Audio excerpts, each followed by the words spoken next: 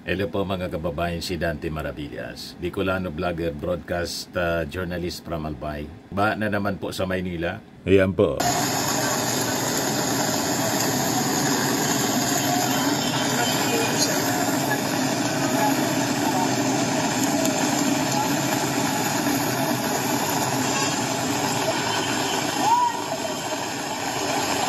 Sabi dito sa report ng Philippine Star, students and other pedestrians wade through gutter deep floodwaters along Calao, Taft Avenue, UN Avenue in Manila ngayong araw na to, mga kababayan.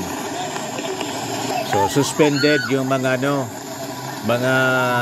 klase in several areas sa Metro Manila dahil po sa matinding pagbagsak ng ulan. So, yan na po ang kalagayan ngayon. You see?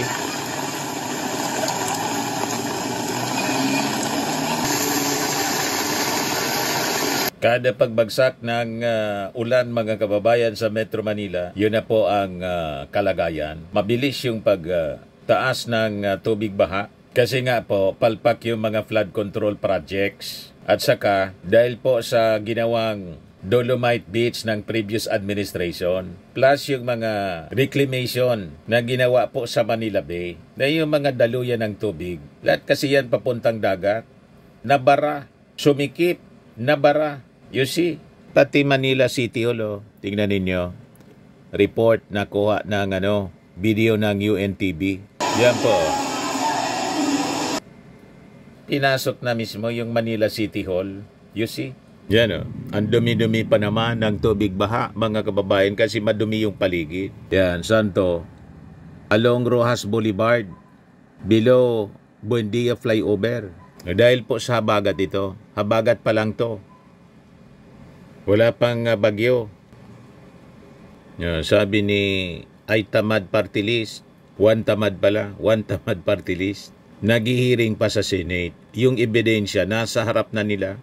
Hindi pa kalakasan at huminto naman ang ulan pero ganyan na agad ang baha. Sabi ni Leti San Pedro.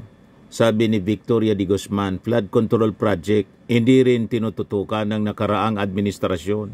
Dapat nagsimula sa barangay, municipality, city, province, district.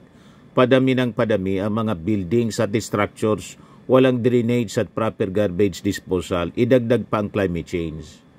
Sabi ni Aso Kikanis, flood control nyo na, dineclare na pong walang pasok. Mayor Isko sa Manila. So, nakita ninyo ang consequences ng nakawan sa gobyerno. Mga guni-guni na mga flood control project, sabi ng ating Pangulong Bongbong. Kaya left and right ngayon ang ginagawang investigasyon. Yung Senado nag-iimbestiga. Yung Congress, magsasagawa din daw po ng investigasyon. Kaya lang may mga kontra. Kasi po, maraming congressmen ang sabit. Ano ba? Yan mataas na yung tubig po. Sa Taft Avenue, in UN Avenue, daming stranded. Sinong na lang yung malakas na baha at ulan.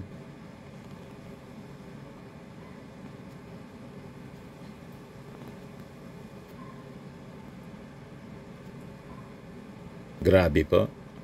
Ngayon, yung Kongreso, tulad ng Senado, magsasagawa din na mga kababayan daw ng investigasyon sa mga maanumalyang flood control. Kaya lang kinontra po ni mamamayang liberal party list representative Laila De Lima kasi conflict of interest niya na may mga sabit. Ilang mga congressmen. May punto naman po si Laila De Lima. Pero ang sabi, tuloy pa rin yung investigasyon. Tingnan na lang po natin. Yung TRICOM daw ang magsasagawa ng investigasyon tulad ng Senado. Yung sa Senado, yung Senate Blue Ribbon Committee. Sa Congress naman po, yung TRICOM. Pero yung presidential son, si Congressman Sandro Marcos, una na nagsabi, hindi siya konforme. Kasi lalabasan niya yan, iimbestigahan natin yung ating sarili.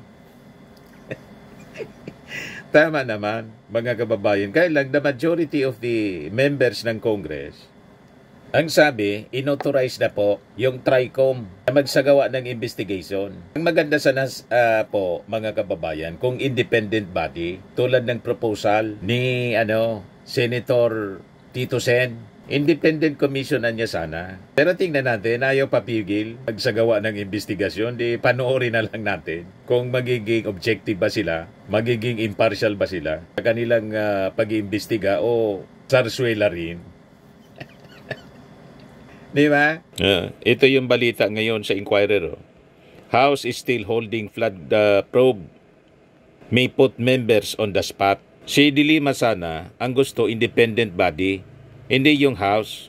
Ang siyang mag-imbestiga sa flood control. Sabi rito, the House on Wednesday authorized 3 committees to conduct a joint probe into the flood control projects earlier flagged by President Ferdinand Marcos Jr. Sabi ni Laila De Lima, it's good to know from the 2 chairman of the TRICOM that at this point they are assuring us of fairness. But up to what extent, Anya? What if names of certain lawmakers start to come out? How would they handle that? Sabi po ni De Lima. Dito natin matitest kung talagang magiging makatotohanan ang pag-iimbestiga po nila o baka whitewash or cover up. Di ba? Ang mangyari. Sabi ni De Lima, mas mabuti niya sana kung independent probe ang mangyari.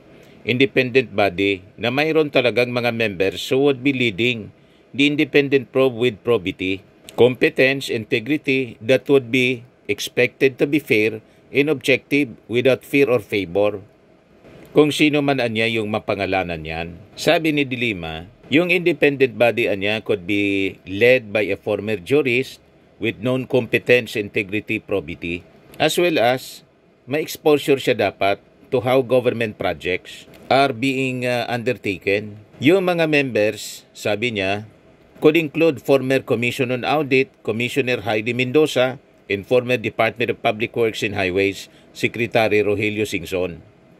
Kasi alam nila yung ins and outs ng department. The body niya should have experts including an engineer and a businessman with expertise in government projects but not involved in the past or current corruption case. Dapat niya assisted by an interagency committee consisting ng mga representatives from the National Prosecution Service, National Bureau of Investigation, Philippine National Police, DPWH, and other relevant government agencies. Pwede niya itong gawin sa pamamagitan ng executive order by the President or a law that Marcos should certify as urgent for immediate enactment. Sabi ni De Lima, ito anyang House Tri-Committee could face a conflict of interest kasi. Conflict of interest issue should legislators' names be linked to the allegedly corrupt flood control projects. She said the TRICOM should immediately refer to investigative and prosecutorial government agencies if this happens. Those who have personal knowledge on the involvement of specific lawmakers, would they be able to have enough courage to point to them while testifying as a resource person before the TRICOM? Yan ang tanong mga kababayan ng dating senador, ngayon ML, Party List Representative Laila De Lima. May punto po, pero gustong ituloy ang TRICOM o di sige, tingnan natin kung magiging fair. Anyway, si Bicol Saro, Party List Representative Terry Ridon, belonging siya doon sa sa minority block ng Congress. Yan si Bicol Saro, Party List Representative Terry Ridon. Ngayon, challenge ni Ridon, mga kababayan, si Sara Duterte kasi inaakusa ng Vice Presidente yung buong Kongreso sangkot sa mga anomalya sa flood control. O ngayon, ang sabi ni Terry Ridon, kung mayroon ka na information on these particular projects at sino yung mga sangkot, pwede ka na mag-attend.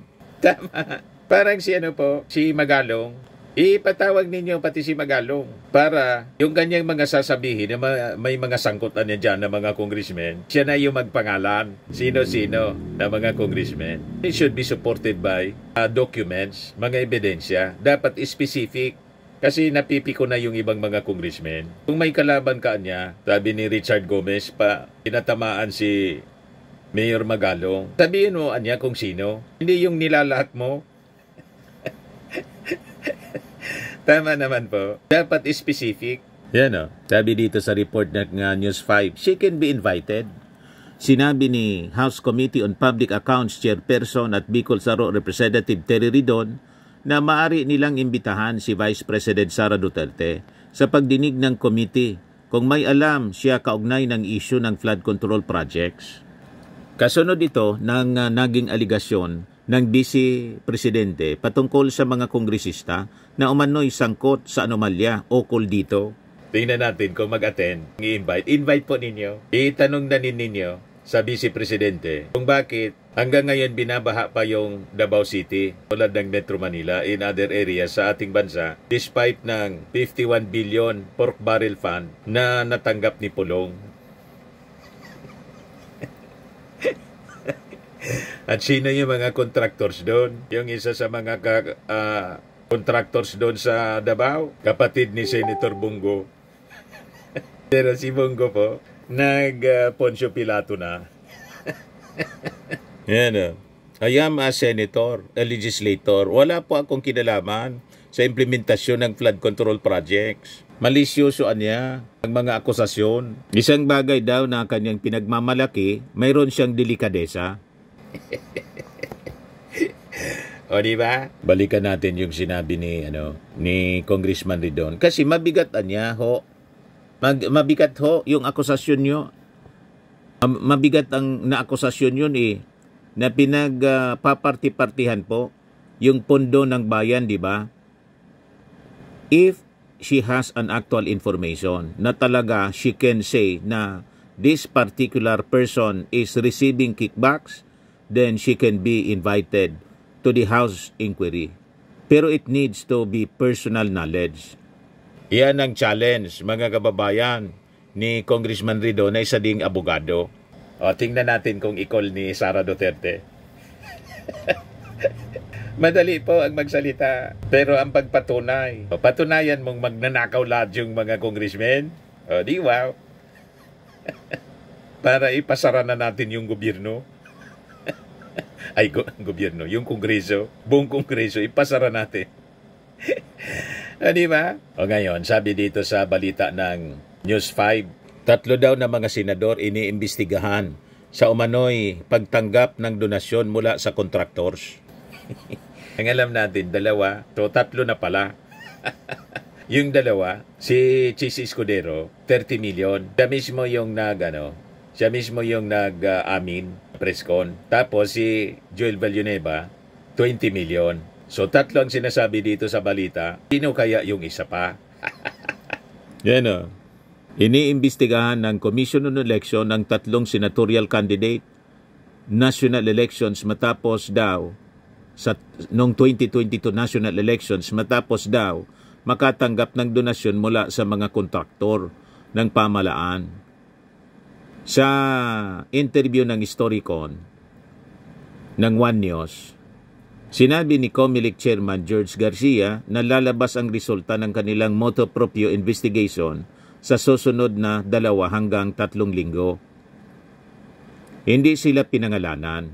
Nakasaad kasi sa Section 9.5C ng 1985 Omnibus Election Code na ipinagbabawal sa mga kandidato at political party ang tumanggap ng donasyon mula sa sinumang tao o kumpanya na may kontrata o subcontract sa gobyerno para sa pagbibigay ng goods, services o pagpapatupad ng construction at iba pang proyekto. So yun ang ating aabangan, mga kababayan. O ito yung latest, mga kababayan. 4 na. Kanina 3 na, dagdagan ng isa. 4 na kandidato noong 2022 tumanggap umano ng donasyon sa contractors. 2022 election to Ibig sabihin mga among the half, yung mga dati pang senador na ang term hanggang 2028 na lang. Kasi yung mga bagong senador 2025, 6 years din ang term of office nila hanggang 2031. So sabi ni Chairman Garcia, we instructed our Political Finance and Affairs Department to backtrack the SUSE investigation to 2022. In the meantime, the culpability and the liability covers the contractor, not the candidate, saad ni Garcia. Baka ang ibig sabihin dito, the culpability and liability covers not the covers the contractor, not just siguro the candidate.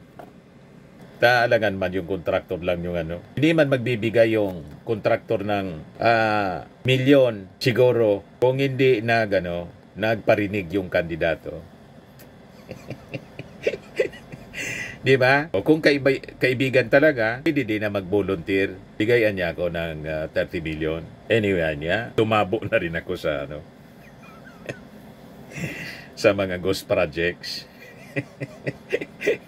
Di ba po? Talagang nakakagalit po ito mga projects na ginawa nito mga kurakot. O, tingnan ninyo.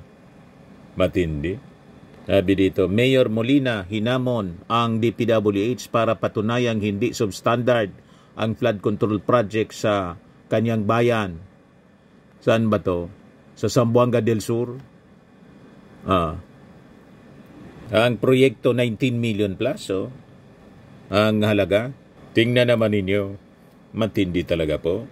Yung mga kuwan natin sana. Kung hindi sana mga kurakot at yung design talagang para proteksyonan yung ating mga communities. Ang dapat natularan nating design, yung ginagawa po sa ibang bansa tulad sa Japan. Dapat ganito, Japan construct a 395 kilometer tsunami wall with 9 million trees for coastal protection fueled by nature. Dapat ganyan mga ginagawang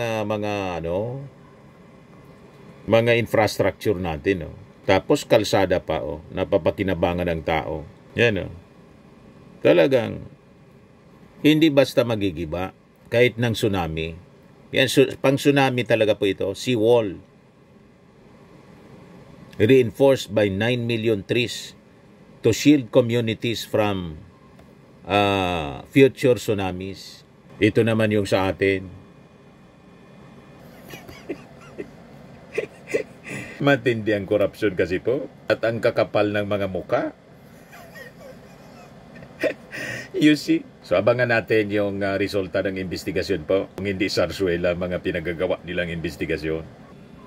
Sa mga naghanap ng malinis and spacious fitness gym, pumunta lang po kayo sa aming Colossal Fitness Gym. We also offer Grab Car Rental with our brand new 2023 model ng Toyota Innova. We also accept booking for those who are planning to travel via PAL, Cebu Pacific, and other airline companies, local and international, and bills payment for Meralco Bills, PLDT, Aleco Bills, etc.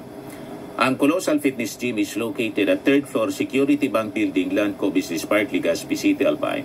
For inquiries, look for Chilon Maravillas. Contact number 0966-802-0949. Yan yung aming Innova. Lagi na pong matao sa amin. Pati mga foreigners po, tingnan ninyo, mga British tourists sila. Ang lalaki ng katawan mga kababayan, nag-gym sa amin. Ito naman po, Indian National. Ito mga mga European sila. Ito naman yung bago naming product na binibenta online, Eye Glow Serum. Whitening po siya galing sa South Korea. Tingnan ninyo yung epekto sa aking anak na architect entrepreneur, Riz Maravillas. For inquiries, look for Riz Maravillas on FB. Ito naman yung aming Firmax Firming and Lifting Cream. Tinapahid po ito sa mga pulses in affected area. Mainam po ito sa mga pains at paninigas ng mga kaso-kasuan. Ito po, Automax Radiant Serum. Sa mukha naman yung application. Anti-aging po siya. You will look 10 years younger than your age. Ito naman po yung bago naming product na binibenta online. I Am Worldwide Amazing Pure Organic Barley Powdered Drink Mix from Australia. Endorsed by cancer survivor Maritoni Fernandez.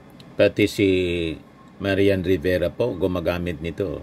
Si Papa P. Yung gusto magnegosyo nito mga kababayan, mag-message lang kayo sa aking anak na architect entrepreneur Riz Maravillas. Yan po. Sa mga mahilig po sa mga imported bags and wallets, mag-message na lang po kayo sa Eileen Closet kay Ma'am Eileen Rosales. Nakabase siya sa Amerika.